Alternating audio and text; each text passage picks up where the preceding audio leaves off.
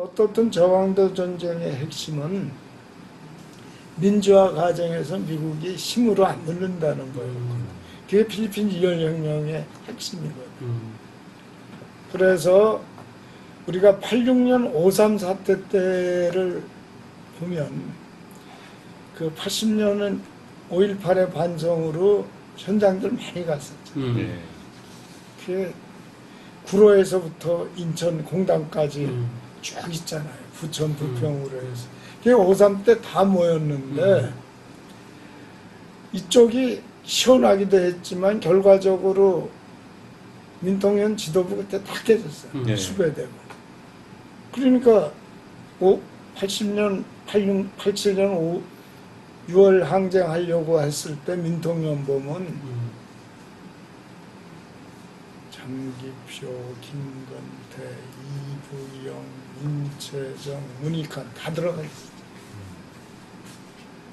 그 다음에 건대 사태 때 박살이 났잖아요. 그러니까 전두환이가 자신한 거예요, 한쪽으로. 이거 별거 안 남았다. 그래서 그 4.13 이후 제일 그거 한 게 광주교구 신부들이 단식 그랬습니다. 그게 중요했던 게 신부들이 갑자기 단식을 하고 들어가서 미사를 안 보니까 신자들이 난리가 났을 거예요. 근데 이제 그때 구호가 아주 중요해요. 동장에서 대통령까지 우리들의 손. 그러면 저 PD는 재헌회까지 나오던 시절을 겪었는데 운동권의 과격한 운동성이 대중성을 훼손하고 있어요. 그래서 그 당시는 제가 귀국해서 서울 올라와서는 사제단 간사를 했었어요. 정영근 사제.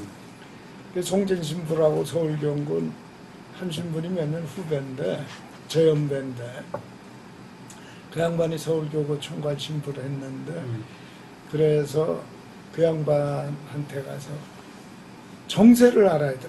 운동권이 복잡하게 하고 정세가 매일매일 바뀌니까 권력은 막판까지 가서 어디로 갔는지 모르는 시절이니까 간사라는 게 뭐 딴 게 아니라 각 교구 대표 신부들 연락 간사처럼 일하는 신부들이 그 양반들 모아놓고 한 달에 한 번씩 정세 분석하고 상황 정리해 드리는 거예요. 뭐 사실 별것도 아니고. 그러나 거기서 그때 이제 그 민통년 내부 논의에서 그 얘기가 나왔어요. 대선만 얘기해서는 어떻게 되느냐. 지자체도 해야 되는 거 아니냐. 민주화를 하려면. 그래서 그걸 신부들이 광주 교구 신부들이 그걸 받아서 그 구호를 만든 거예요. 저도 옆에서 도왔고. 그래서 각 교구 신부들을 정성원 선배하고 저하고 전주는 뭐 자발적으로 하셨지만 가까우니까 딴 교구는 저희가 지역을 나눠서 각 교구 사제단 신부님들은 그래서 저 부산 교구까지 다 했어요.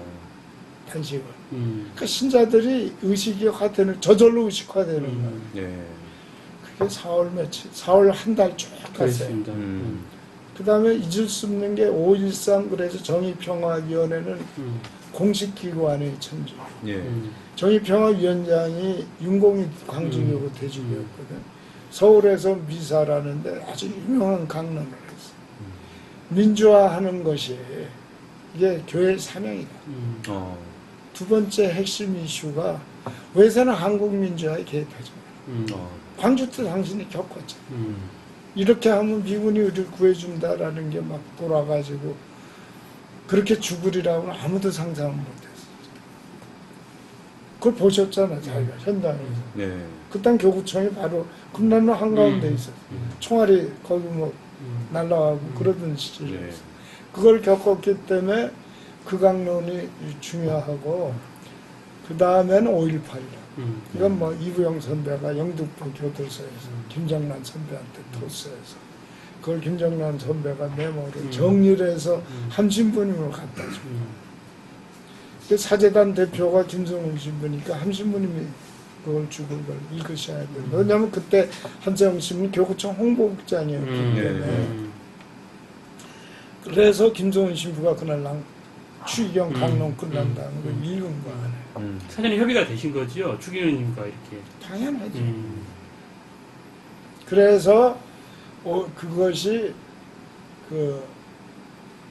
굉장히 역사적 계기가 됐고 게다가 묘한 건데 우리나라 지역 감정이 대중정서에 강량히 차지하는데 종철이는 부산이고 낭중에 쓰러진 한여린 광주. 네.